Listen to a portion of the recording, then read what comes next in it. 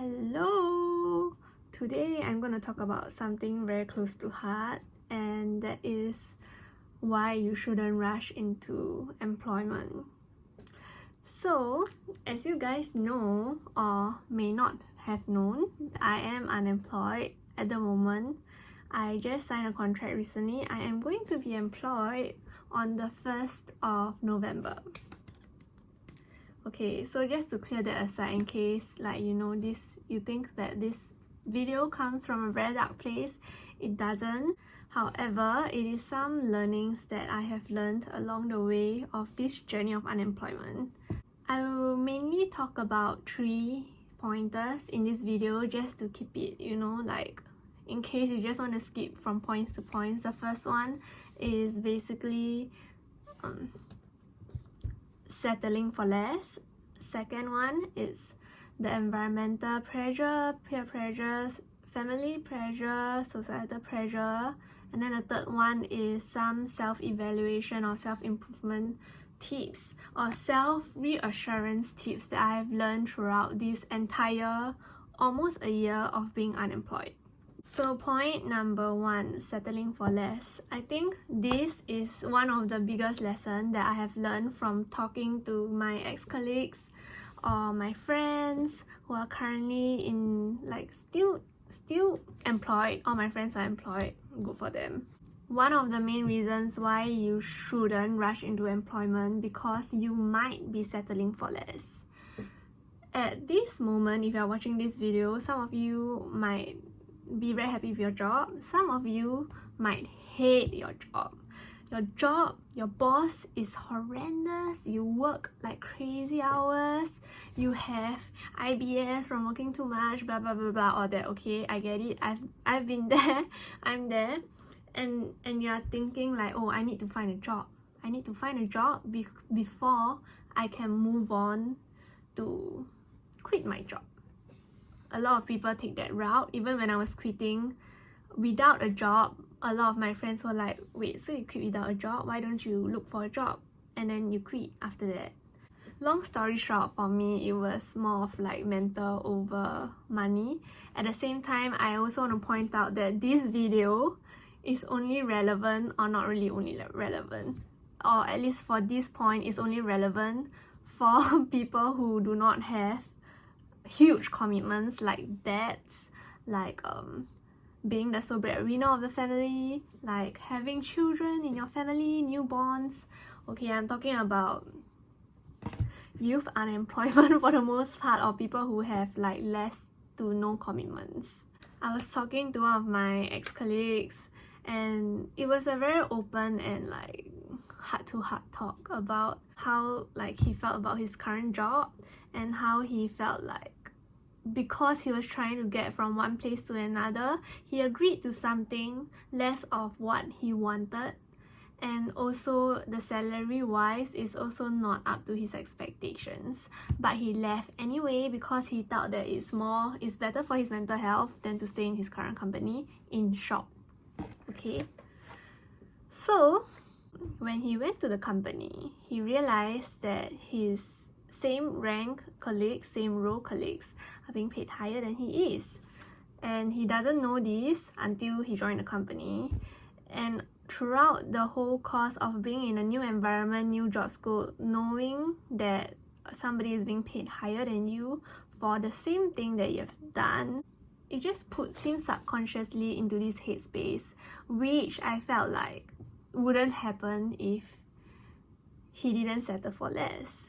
I think it is very important for unemployees like me, and hopefully not you, but people who are unemployed, to actually know what they want and know what they are happy with. Of course, you can say comparison is a thief of joy, and I absolutely agree with that. However, I'm talking mainly about job scope and whatsoever rank and whatnot.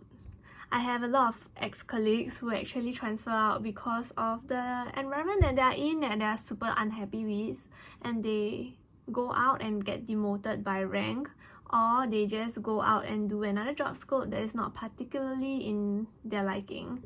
but they still stuck to it, and the more they work on it, the more they dwell on it, like, oh my god, this again is not the place that I want to be, so I need to transfer out, or I need to find a new job, and then the whole cycle repeats. In short, don't rush into employment, especially when you have to settle for less. Less not just in terms of monetary, but also in terms of what you want to do, the what of the job, the why of the job.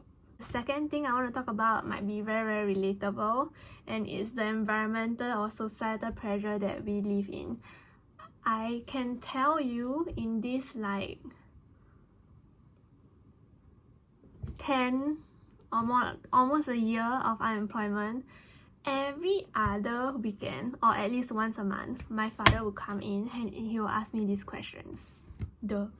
So, do you regret resigning? Do you regret resigning? Do you regret resigning? You know, he comes from a good space. He comes from like with good like intentions and whatsoever, and like it's just more of like out of concern that your friends and family are asking, oh, why don't you look for a job before, you know, you go to the next one?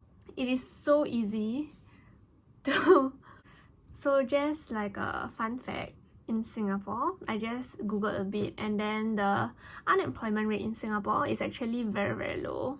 I mean, relatively at 3.7% this year.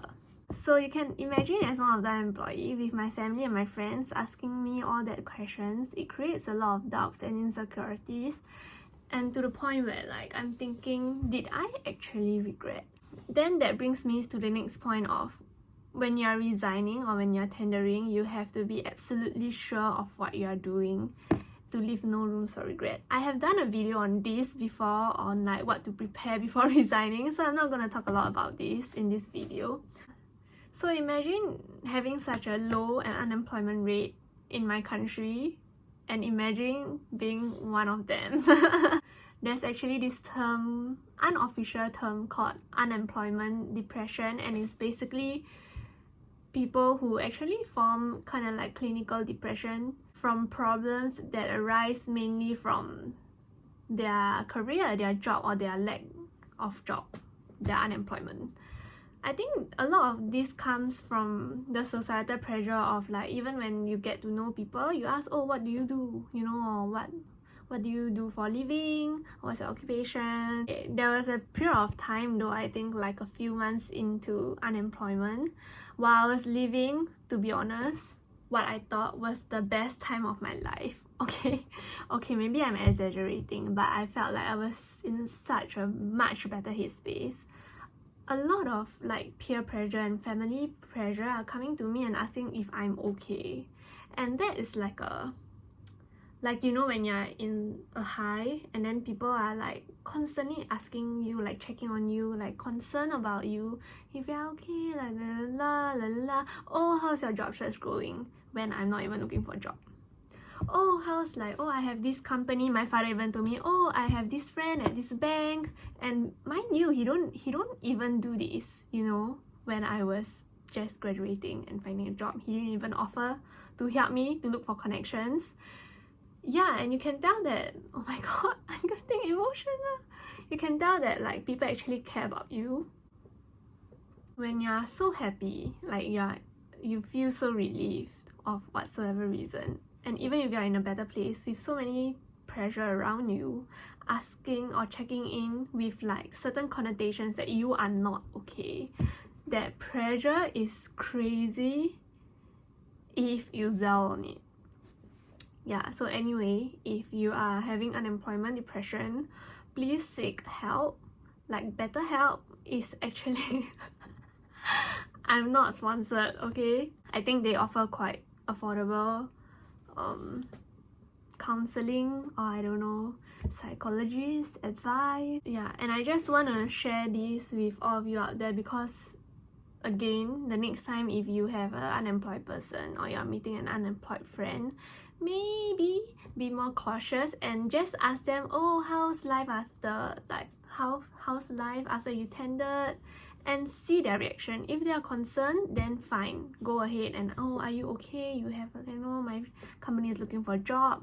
But if they are in such, like, they are saying like, oh, they are fine, blah blah blah blah blah, please be a little bit more sensitive and just not, like, how do I say, belittle their self-confidence. The last point is about self-evaluation, research, and self-improvement. There are quite a few ways you can do to assure yourself that you are on the right track. First of all, know yourself. So analysis, whatsoever, cushion, blah blah blah. Know how long you can last monetarily. Yeah, because anyway, yeah, this is a game of survival. We still need to survive, so money is important anyway. It's not just about mental health and whatsoever that we cannot eat. So 1, know yourself. 2nd, know your priorities.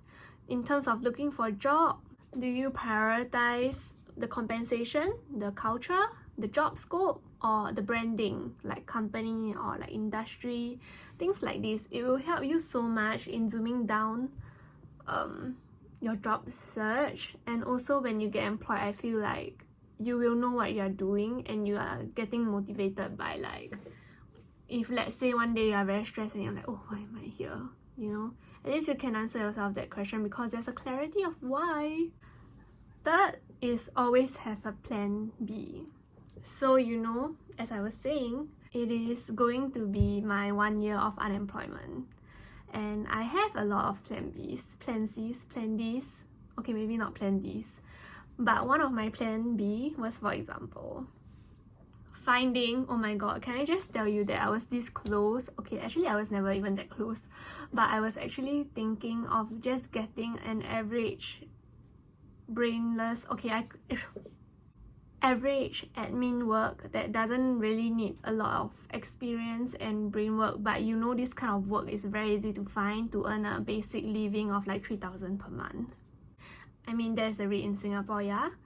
So I always have a plan B that I can always find these kind of jobs and then I can work on whatever I like in the free time. Then again, that goes back to your 2nd point, which is know your priorities.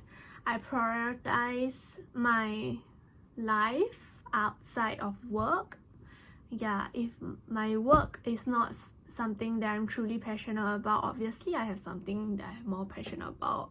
Making videos or like playing the violin. Also, can I say that today I actually played the violin? Yay! Yeah, or like playing the longboard, playing Albion. Okay, maybe playing Albion is not such a good idea. But I was ready. I had this Excel sheet out and then I did like this 3k per month. Let's say I managed to save like, I don't know, 1k per month. I think that's doable with the current situation. We don't even go out to eat anymore. Yeah, and it is like with the basic increment in Singapore, it is still so easy to own a house. Okay, not say easy, but it is still so manageable to do whatever you like. But then again, that also goes towards your standard of living. If standard of living is one of your key priority, like you want to lead the high SES life, then all the more you should reconsider the kind of job scope and industry that you want to be in and not settle for less. The last thing that you can do is, of course, know your resume, prepare your resume. I think that one thing that helped me a lot was that I really know what I have been doing. I think when there are interviews, be it in an industry that I like or do not like, so long as it is not a certain job scope, which I'm not gonna specify, I would go for an interview. Thankfully, I put my LinkedIn profile to like open to recruiters. So on and off, there are some headhunters looking for me, and I would always, almost all the time, if they are legit companies and legit recruiters, I will go for the interview just to, first of all, practice your interviews.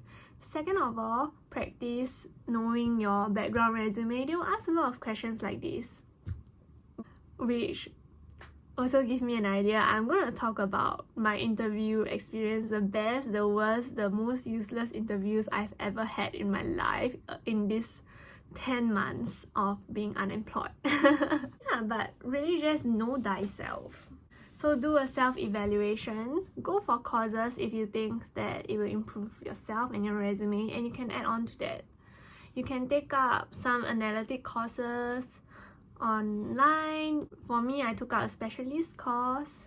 Luckily, I'm living on scholarship allowance. So let me just recap why you shouldn't rush into employment is because you might be settling for less due to the societal pressure. But that's okay. It's okay. Like, however people want to force you to do things, unless you really care about how everybody feels about you, then maybe, I don't know, I can't help you here. The last point is to know yourself and know what you want clearly. It's more about having a clarity of where you want to go and which path you want to take. So yeah, that's all for today's video. Why you shouldn't rush into employment. Now I keep asking my father, like, so do you regret asking me if I regret resigning? Because the future role that I'm getting into is paying me higher than if I were to continue staying in my previous workplace, which has quite a good branding. Yeah, so that's all for today's video. I hope it has helped at least one of you. If you like it, please give me a thumbs up. I'll share with you some funny interview stories or whatsoever, or if there's anything you want me to do a video on, let me know in the comment section down below and I might just do it. Thanks for watching. Again, I feel like I need to do a time check every time. It's 12:41. See ya. Bye. See you in 5 days time. Bye.